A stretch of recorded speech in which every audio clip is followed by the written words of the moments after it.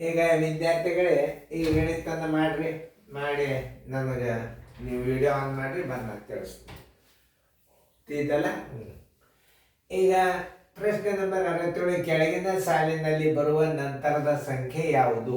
ಈಗ 4 ಅದ, ಇದು 16 ಅದ, ಇದು 36 ಅದ, ಇದು 64 ಅದ. ಮುಂದಿನ ಅಂಕೆ ಯಾವ್ದು ಬರ್ತದ ಅನ್ನೋದು ಇದು 64 ಅದ.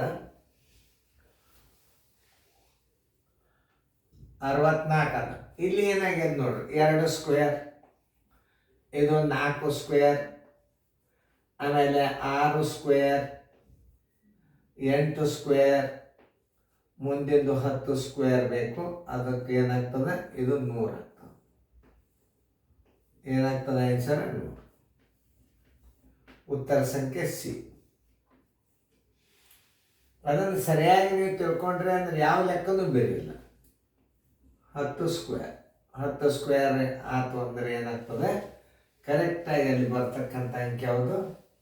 6 ಸ್ಕ್ವೇರ್, 8 ಸ್ಕ್ವೇರ್, 10 ಸ್ಕ್ವೇರ್, ಬರೋಬ್ಬರಿ 100.